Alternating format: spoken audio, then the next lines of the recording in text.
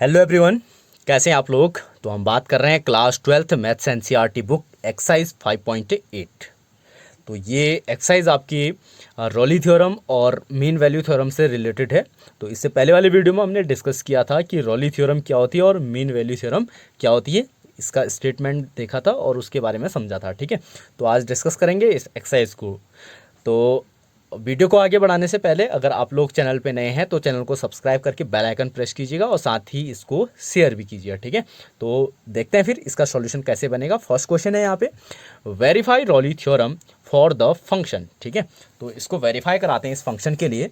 यहाँ पे given function, आपका फंक्शन दिया है F X equals to X square plus 2x minus 8 और x belongs to close interval -4 to 1। ठीक है, 4 to 2। तो ये क्लोज इंटरवल पे है, तो इसको देखते हैं। तो यहाँ पे हेयर, सबसे पहले तो हम इसको देखें। हेयर एफ एक्स, यहाँ पे जो फंक्शन है F x is a polynomial function, polynomial function. सबसे पहले तो हम ये देखेंगे कि जो फंक्शन है वो क्या है। तो यहाँ पे फंक्शन क्या आपका पॉलिनोमियल फंक्शन है। अगर कोई पॉलिनोमियल फंक्शन है तो वो आपका कॉन्टिन्यूस भी होता है और डिफरेंशिएबल भी होगा। ठीक है, क्लियर है। तो यहाँ पे F x is a polynomial function, so F x is what, continuous. Continuous in किस में कंटिन्यूस होगा। कंटिन्यूस के लिए हमने वहाँ पे डिस्कस किया था पहली वाली वीडियोस में, आपको याद होगा स्टेटमेंट। कोई भी आपका रॉली थ्योरम के लिए फंक्शन क्या होना चाहिए, आपका कंटिन्यूस होना चाहिए। कंटिन्यूस किस पे होना चाहिए, आपका क्लोज इंटरवल पे, कंटिन्यूस इन क्लोज इंटरवल। ठीक है, एंड और क्या होना चाहिए, F x also differentiable, is differentiable, differentiable. आपका फंक्शन क्या भी होगा, डिफरेंशिएबल होगा इन किस पे, ओपन इंटरवल पे। ठीक है, डिफरेंशिएबल किस पे होना है, ओपन पे, और कंटिन्यूस किस पे होना है, क्लोज इंटरवल पे। क्लियर है इतना। अब तीसरी कंडीशन क्या होती है उसकी, अगर ऐसा है कॉन्टिन्यूस है डिफरेंशिएबल है तो आपका जो इंटरवल है, पॉइंट है, उस पर हमको वैल्यू निकालनी होती है इसकी। ठीक है, एफ, नाउ हम क्या देखेंगे अब, नाउ एफ -4 देखते हैं। F -4, it means putting the value of X equals to -4 in this equation. ठीक है, अगर x की जगह -4 आप इसमें रखोगे तो ये फाइंड आउट हो जाएगा आपका।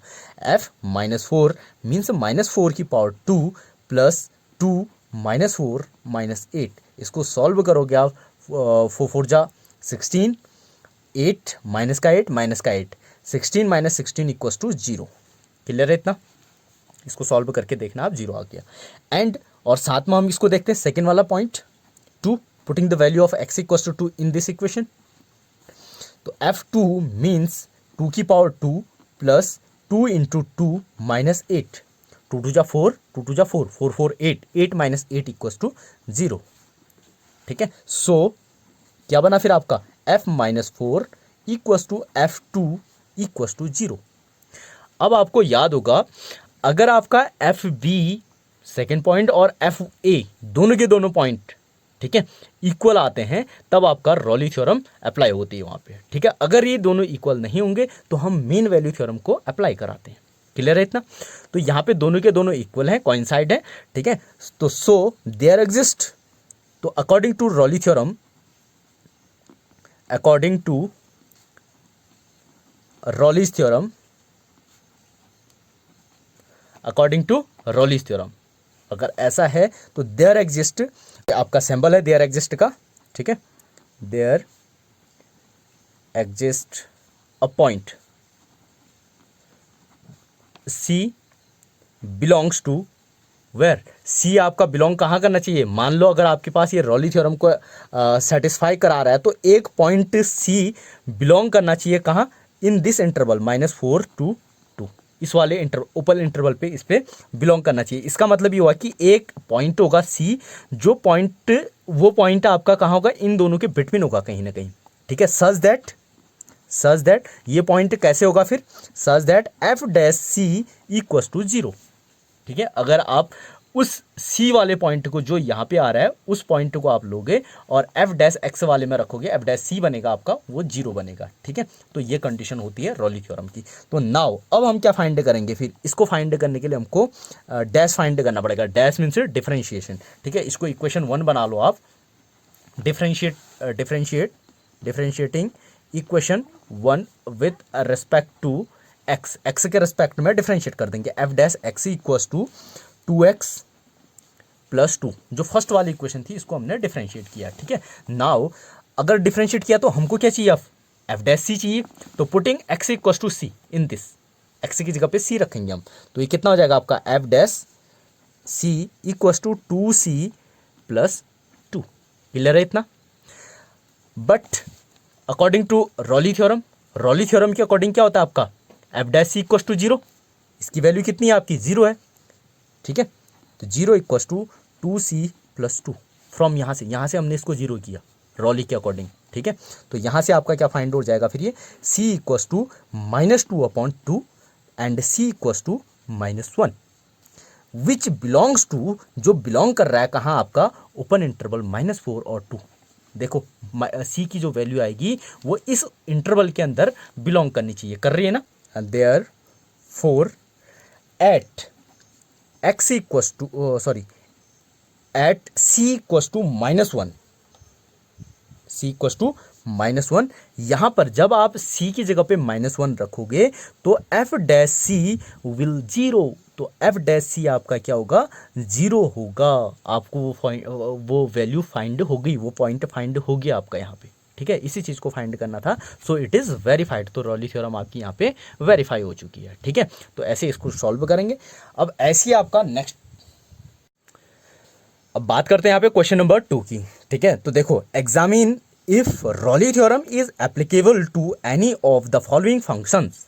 ठीक है, can you say something about the converse of Rolle theorem example. ठीक है, तो अब यहाँ पे देखो, आप इन फंक्शन 1 2 3 फंक्शन दिए हैं, इसके बारे में आप क्या ये जो रॉली थ्योरम है यहाँ पे एप्लीकेबल होगा या नहीं होगा, इसको बताना आपने। ठीक है, तो इसको आप लोग सॉल्व करोगे, मैं बता दे रहा हूँ ऐसे। ठीक है, कैसे करेंगे, F x this is the greatest integer function. ये क्या है आपका, ग्रेटेस्ट इंटीजर फंक्शन है, ये भी आपका ग्रेटेस्ट इंटीजर फंक्शन है। तो इन दोनों के लिए पहले बात करते हैं। ठीक है, तो जो भी आपके ग्रेटेस्ट इंटीजर फंक्शन होते हैं इज नॉट कंटिन्यूस।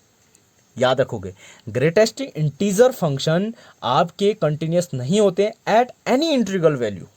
हमको ये चेक करना था कि सबसे पहले कि ये कंटिन्यूस है या नहीं है इन वैल्यूज पे, इस इंटरवल पे। तो आप बोलोगे कि greatest integer function is not continuous at any integral value, इस इंटीग्रल वैल्यू पे आपके कंटिन्यूस नहीं है। अब अगर आपका कोई फंक्शन कंटिन्यूस नहीं है तो डिफरेंशिएबल भी नहीं होगा। तो सिंपल सी बात है, डिफरेंशिएबल हो या ना हो उससे क्या फर्क पड़ता है, ये कंटिन्यूस ही नहीं हो रहा आपका। अगर ये कंटिन्यूस नहीं हो रहा है, तीन जो रूल हमने बताए थे, कंटिन्यूस, डिफरेंशिएबल और F A equals to F B, अगर ये चीज़ होते हैं तभी आपकी रॉली थ्योरम एप्लीकेबल होगी। यहाँ पे कंटिन्यूस ही नहीं हो रहा, तो इसका मतलब ये really theorem can not be applied in this function.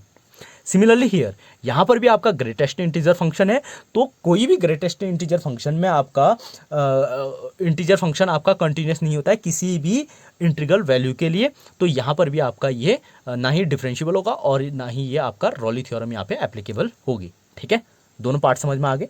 Next part है आपका, यहाँ पे देखो, x² - 1, this is a polynomial function. ये क्या आपका एक पॉलिनोमियल फंक्शन है। अब हम जानते हैं, अभी हमने देखा था कि पॉलिनोमियल फंक्शन क्या होते हैं, आपके कंटिन्यूस होते हैं। ठीक है, तो पॉलिनोमियल फंक्शन है तो यहाँ पे कंटिन्यूस होगा और क्लोज इंटरवल पे, ओपन इंटरवल पे आपका डिफरेंशिएबल भी होगा। ये दो चीज़ तो है। अगर आप थर्ड चीज़ इसमें देखोगे, थर्ड पार्ट एफ बी और एफ ए, तो एफ बी आप फाइंड करो, बी की जगह कितना हुआ 2, F2 फाइंड करोगे। ठीक है, F2 निकालोगे तो कितना हो जाएगा आपका 4 - 1 3, F2 कितना आ गया आपका 3 आया। और F1 फाइंड करोगे तो कितना आ जाएगा आपका यहाँ पे 0 हो जाएगा। ठीक है, क्या ये दोनों बराबर आए, एफ बी और एफ ए बराबर आए, नहीं आए ना, तो इसका मतलब ये दोनों बराबर नहीं है, एफ बी और एफ ए बराबर नहीं है, तो आपका ये रॉली थ्योरम एप्लीकेबल नहीं होगी। तो इन तीनों के लिए आपका एप्लीकेबल रॉली थ्योरम को हम अप्लाई नहीं कर सकते हैं। क्लियर हो गया, समझ में आ गया ना इतना। तो अब बात करते हैं थर्ड क्वेश्चन की। ठीक है, क्वेश्चन में देखो, इफ f -5 5 क्लोज इंटरवल पे to r is a differentiable function and if f dash x does not vanish anywhere then prove that this one. Clear है इतना? अब यहाँ पे क्वेश्चन को पहले समझते हैं, इसको लिख लेते हैं. देखो ये बना आपका गिवन दिया, आपका क्या है कि फंक्शन सच दैट आपका एक फंक्शन है वो ऐसे है कि क्लोज इंटरवल आर यहाँ से आर पे है, ठीक है. तो इज अ डिफरेंशिएबल फंक्शन. अब ये क्या दे रखा है कि डिफरेंशिएबल फंक्शन है.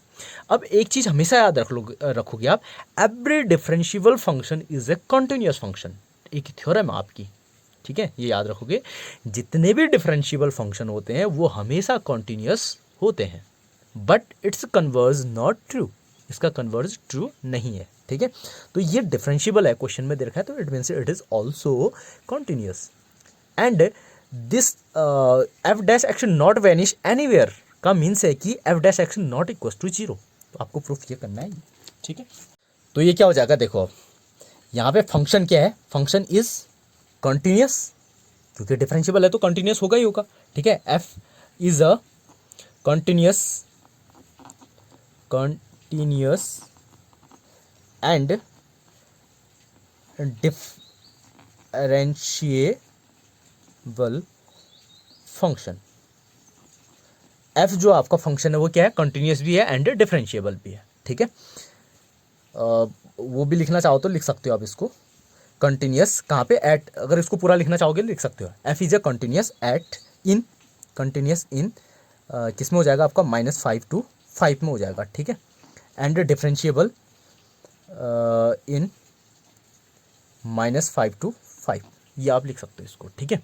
फंक्शन क्लियर है, जो फंक्शन है वो कंटिन्यूअस भी है डिफरेंशिएबल भी है.